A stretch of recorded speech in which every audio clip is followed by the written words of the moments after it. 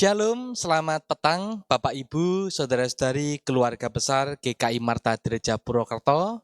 Senang sekali pada petang malam hari ini kita berjumpa kembali dalam acara Kalam Online GKI Marta Gereja Purwokerto. Bersama saya Bambang Lakso Yuwono, kita diajak untuk merenungkan tema Yesus pakai yang kecil buat cerita yang besar. Didasari dari bacaan Injil Markus pasal 16 ayat 9 sampai dengan yang ke-11. Namun sebelum kita membaca dan merenungkan bagian firman Tuhan yang akan kita dengar, mari kita bersatu di dalam doa memohon pertolongan Roh Kudus. Tuhan, terima kasih pada petang malam hari ini kami boleh kembali berjumpa, bersekutu di dalam kalam online GKI Marta Gereja. Kami rindu Tuhan untuk terus Engkau sentuh hati kami supaya kami menjalani kehidupan kami seturut dengan kehendak-Mu. Sehingga kami semua boleh mengamini dan mengimani bahwa walaupun kami terlihat kecil di mata dunia, namun di tangan-Mu kami boleh menjadi alat untuk kemuliaan nama-Mu, menjadi sesuatu yang besar bagi kemuliaan nama Tuhan ketika kami mewartakan, memberitakan akan kebangkitan-Mu. Untuk itu Tuhan, ketika kami akan kembali belajar akan sabda firman-Mu, tolong kami semua supaya dengan kuasa Roh Kudus kami diperlengkapi untuk mendengar dan mengerti akan sabda firman-Mu, sehingga nantinya hidup kami senantiasa menjadi saksi-saksi-Mu kapanpun dan dimanapun kami berada. Dan secara khusus untuk anak-Mu yang penuh dengan kelemahan kerapuhan ini, kiranya dengan pertolongan Roh Kudus, maka anak-Mu pun dapat menyampaikan firman-Mu dengan baik, lancar, dan benar. Di dalam nama Tuhan kami Yesus Kristus, kami berdoa. Amin. Mari Bapak Ibu, Saudara-saudari yang dikasihi oleh Tuhan, kita akan membaca dan menyimak Injil Markus pasal 16 ayat 9 sampai 11. Dikatakan demikian, sesudah Yesus bangkit pagi-pagi pada hari pertama minggu itu, ia mula-mula menampakkan dirinya kepada Maria Magdalena. Daripadanya Yesus pernah mengusir 7 setan. Lalu perempuan itu pergi memberitahukannya kepada mereka yang selalu mengiringi Yesus dan yang pada waktu itu sedang berkabung dan menangis. Tetapi ketika mereka mendengar bahwa Yesus hidup dan telah dilihat olehnya, mereka tidak percaya. Amin. Bapak Ibu, saudara-saudari yang dikasihi oleh Tuhan Yesus Kristus, pernahkah saudara dan saya membayangkan bagaimana dunia ini mengumumkan sebuah berita besar? Jika sebuah perusahaan raksasa meluncurkan sebuah produk baru, atau jika ada perhelatan olahraga tingkat dunia, siapa yang kira-kira akan mereka pilih untuk menjadi wajah dari berita tersebut? Bapak Ibu Saudara, biasanya mereka akan menyewa influencer, orang yang dapat mempengaruhi orang banyak. Atau bisa juga mereka akan menyewa selebriti, artis papan atas, atau tokoh-tokoh penting lainnya. Di negara kita, Indonesia, ada sebuah perusahaan besar juga menampilkan wajah dari barang yang diiklankan dengan memakai selebriti atau artis Korea yang bernama Choi Siwon, ya. Bagi yang biasa menonton televisi, ya, lihat iklannya atau bisa muncul di channel YouTube gitu ya. Wah, ternyata produk ini ya, produk buatan Indonesia, ternyata yang jadi bintang iklannya adalah orang Korea, Choi Siwon. Yang mana mungkin kita semua juga menonton beberapa film yang diperankannya ya, sehingga kita langsung tahu, oh ya, ternyata dia menjadi bintang iklan dan kita tertarik membeli produk itu. Ini yang dipakai oleh perusahaan besar. Mereka yang membutuhkan orang-orang yang memberitakan sesuatu yang besar. Dan dunia percaya bahwa berita besar harus disampaikan oleh orang-orang yang besar. Bukan orang-orang yang kecil, tetapi orang-orang yang besar inilah yang seharusnya menyampaikan kepada dunia. Namun Bapak Ibu Saudara, hari ini kita melihat bagaimana cara kerja kerajaan Allah yang seringkali ternyata justru bertolak belakang dengan cara dunia melalui bacaan Injil Markus pasal 16 ayat 9 sampai dengan yang ke-11. Kita tahu bagaimana Kristus telah bangkit. Dan kebangkitan Yesus Kristus dari kematian ini adalah berita paling luar biasa, paling penting, dan juga paling mengubah sejarah umat manusia. Karena apa? Karena maut telah dikalahkan. Dan pertanyaannya, siapa yang Yesus pilih sebagai saksi mata pertama, sekaligus pembawa pesan pertama untuk berita sebesar ini, yaitu tentang kebangkitan Yesus Kristus? Ternyata yang dipilih bukan Raja Herodes, ataupun bukan imam besar, juga bukan Petrus atau Yohanes menjadi saksi pertama akan kebangkitannya. Tidak. Ternyata Yesus justru memilih seorang yang bernama Maria Magdalena. Seseorang yang dipandang kecil. Tentu saja dipandang kecil oleh dunia karena dia adalah seorang perempuan. Tetapi dipakai oleh Yesus untuk menceritakan kisah yang paling besar. Dari kisah Maria Magdalena ini, mari kita renungkan dua kebenaran penting tentang bagaimana Tuhan memakai kita yang merasa kecil ini untuk mewartakan sebuah hal yang besar. Hal yang pertama yang bisa kita pelajari dari bacaan kita, yaitu Tuhan tidak terhalang oleh masa lalu kita yang kelam. Kita perlu mengingat ini, bahwa ternyata kita bisa belajar bahwa Tuhan tidak terhalang oleh masa lalu kita yang kelam. Mari kita simak kembali Injil Markus pasal 16 ayat yang ke-9. Setelah Yesus bangkit pagi-pagi pada hari pertama minggu itu, ia mula-mula menampakkan dirinya kepada Maria Magdalena. Daripadanya, Yesus pernah mengusir 7 setan. Mari kita cermati kata 7 setan yang saya tandai dengan warna kuning. Nah, Bapak Ibu Saudara, Injil Markus ini dengan sengaja mencatat masa lalu Maria Magdalena.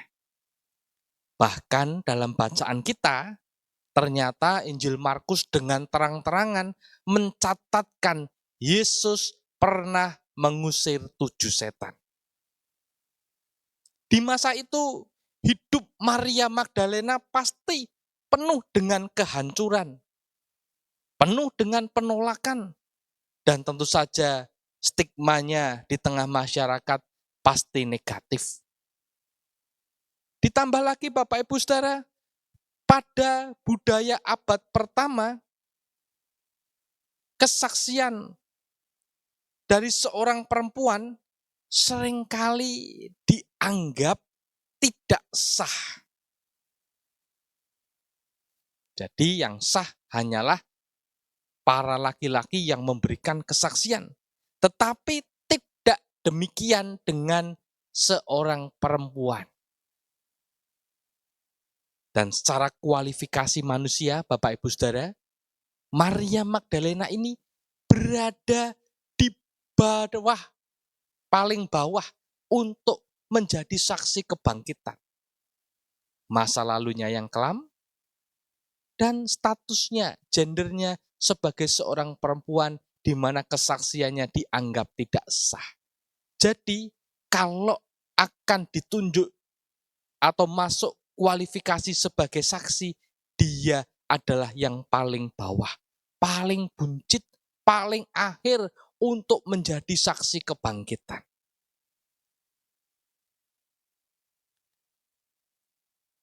Dan jika kisah ini adalah karangan manusia, maka sang penulis untuk meyakinkan orang lain pasti akan lebih memilih saksi lainnya. Tentu saja saksi seorang laki-laki yang suaranya akan dihitung atau diakui dan memilih karakter-karakter yang dihormati. Tentunya seperti murid Yesus, yaitu Petrus. Tetapi sekali lagi, cara kerja Allah berbeda dengan cara kerja dunia. Tulisan ini benar adanya, tidak dibuat-buat, dan memang betul bahwa Maria Magdalena justru dipilih. Mungkin kita bertanya, mengapa Maria Magdalena justru yang dipilih untuk mewartakan berita besar itu kepada dunia? Karena Bapak Ibu Saudara, anugerah Tuhan akan bersinar paling terang justru di atas kehidupan seseorang yang hidupnya paling gelap. Dan Maria Magdalena punya masa lalu yang kelam. Bahkan Yesus pernah mengusir 7 setan daripadanya. Bahkan secara duniawi, dia adalah seorang perempuan yang suaranya tidak akan didengar atau tidak sah suaranya. Tetapi justru disitulah Tuhan tidak terhalangi untuk menggunakan mereka yang kecil, mereka yang punya masa lalu yang kelam. Nah, Bapak Ibu Saudara, seringkali kita pun merasa terlalu kecil untuk dipakai oleh Tuhan. Kita melihat masa lalu kita, bagaimana kegagalan-kegagalan kita, bagaimana dosa-dosa kita di masa lalu yang pernah kita lakukan. Kita juga melihat bagaimana kelemahan-kelemahan kita. Dan kemudian kita memvonis, menjatuhkan hukuman kepada diri kita sendiri. Dengan mengatakan Tuhan tidak mungkin memakai orang dengan masa lalu sepertiku. Hati kecil kita mungkin mengatakan hal ini. Tuhan tidak mungkin memakai orang dengan masa lalu sepertiku. Nah, Bapak Ibu Saudara, kesembuhan Maria dari masa lalunya justru menjadi modal utamanya. Tuhan Yesus tidak mencari orang yang sempurna. Dia mencari orang yang telah diselamatkan dan bersedia dipakai. Masa lalu saudara dan saya tentunya tidak mendiskualifikasi, tidak menghalangi kita bahwa kita dipakai oleh Tuhan menjadi kesaksian yang hidup untuk mewartakan kabar keselamatan kepada seluruh dunia. Ini pelajaran pertama yang bisa kita pelajari. Lalu yang kedua, kita bisa belajar bahwa ketaatan sederhana tetap berdampak besar meski awalnya diremehkan. Ketaatan sederhana tetap berdampak besar meski awalnya diremehkan. Mari kita simak ayat 10 dan 11 berikut ini. Lalu perempuan itu pergi memberitahukannya kepada mereka yang selalu mengiringi Yesus. Dan yang pada waktu itu sedang berkabung dan menangis. Tetapi ketika mereka mendengar bahwa Yesus hidup dan telah dilihatnya, mereka tidak percaya. Bapak Ibu Saudara, Maria tidak diminta untuk berkhotbah di sinagog atau rumah ibadat orang Yahudi. Atau dia akan berkhotbah di alun-alun kota dengan suara yang lantang. Maria tidak diminta untuk menuliskan kitab teologi yang tebal. Bagaimana dia melihat Kristus. Tidak. Ketaatannya sangat sederhana. Pergi dan beritahulah teman-temanmu. Mereka yang saat ini sedang berkabung dan menangis. Beritahukan kepada mereka. Namun Bapak Ibu Saudara, apa respon yang Maria Magdalena dapatkan ketika dia mewartakan bahwa telah melihat Yesus yang bangkit? Ternyata responnya adalah penolakan. Dan penolakan itu justru dilakukan oleh para murid Kristus sendiri. Bahkan seorang Thomas pun sampai meminta bukti tentunya dalam bacaan Injil sinoptik lainnya. Sebelum mencucukkan lubang jariku ke dalam bekas lubang paku. Penolakan. Para murid menganggap bahwa Maria Magdalena mungkin sedang menggigau. Hanya sekedar hayalan. Dan terkadang Bapak Ibu Saudara, kita berpikir bahwa melayani Tuhan haruslah melakukan hal-hal yang spektakuler. Dan kemudian ketika kita sudah melayani, langsung disambut tepuk tangan yang meriah. Wah, banyak orang bersorak-sorai. Tidak. Padahal Tuhan seringkali memulai perkara-perkara besar dari ketaatan kecil yang mungkin awalnya ditolak oleh dunia. Dan mungkin ketaatan itu adalah hal yang simpel ketika kita diundang untuk ramah kepada orang lain. Menyapa tetangga kita, menyapa orang-orang di sekitar kita, mendoakan teman-teman kita, bahkan musuh-musuh kita. Atau bahkan ketika kita diajak untuk berbuat hal yang melanggar hukum yang jahat di lingkungan kerja kita, kita menolak. Kita tidak mau ikut-ikutan berbuat curang di tempat kerja kita. Itu hal-hal yang kecil, yang simpel, yang sepele, tetapi justru akan menjadikan sebuah berita yang besar.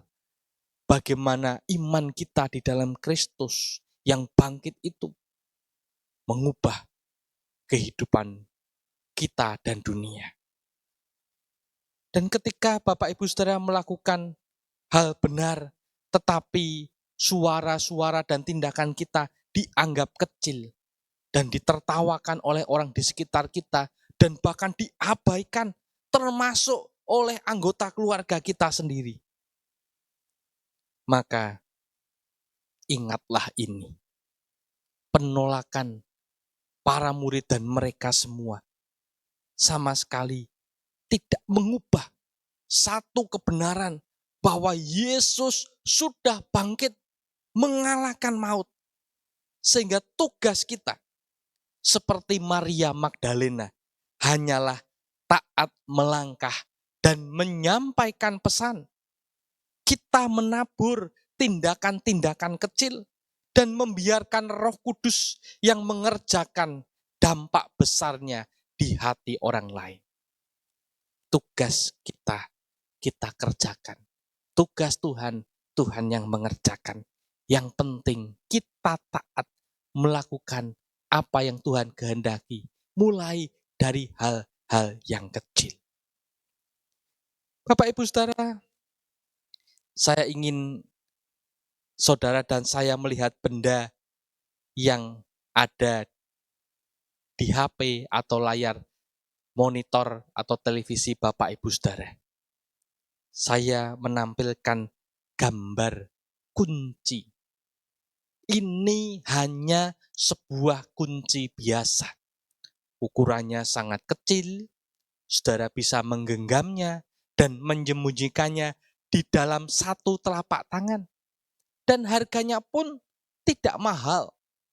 Dan bentuknya tidak terlalu istimewa. Dilihat ya biasa saja. Tetapi Bapak Ibu Saudara, jangan pernah meremehkan benda sekecil ini. Jangan pernah meremehkan kunci yang kecil ini. Mengapa? Karena kunci ini memiliki kuasa untuk membuka pintu sebuah rumah mewah seharga miliaran rupiah. Kunci ini bisa membuka brankas raksasa yang berisi barang-barang berharga dan uang yang kita simpan. Kebesaran sebuah kunci tidak dinilai dari ukuran fisiknya, melainkan dari apa yang ia bisa buka. Dan kisah Maria Magdalena mengajarkan kita bahwa Tuhan adalah ahli menggunakan kunci-kunci kecil untuk membuka rencana-rencana besarnya. Dan Maria Magdalena hanyalah kunci kecil yang dipandang sebelah mata oleh dunia. Tetapi Tuhan memakainya untuk membuat cerita besar. Bapak Ibu Saudara, mungkin saat ini saudara dan saya merasa kecil seperti kunci yang Bapak Ibu miliki atau lihat saat ini.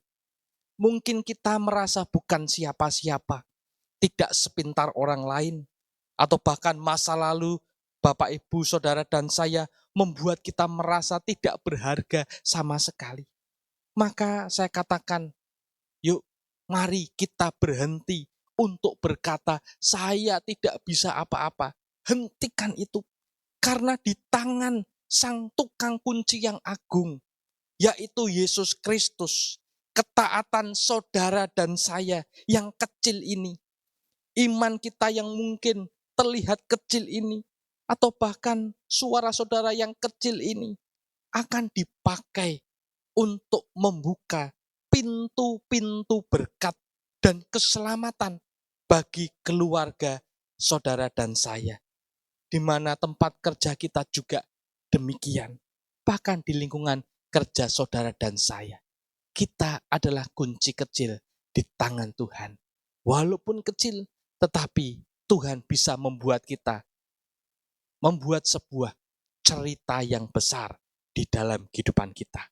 Maukah saudaraku, engkau menyambut karya Tuhan dalam hidupmu, memakai hidupmu untuk membuat cerita yang besar bagi kemuliaan namanya. Amin.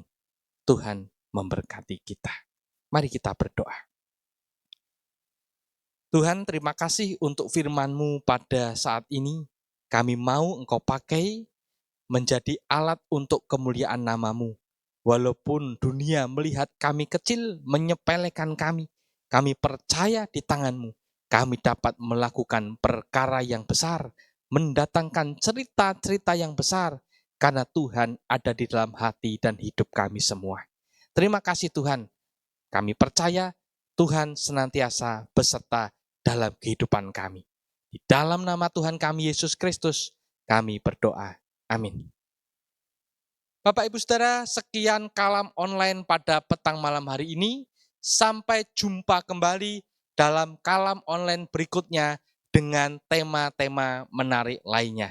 Tuhan Yesus memberkati kita semua. Amin.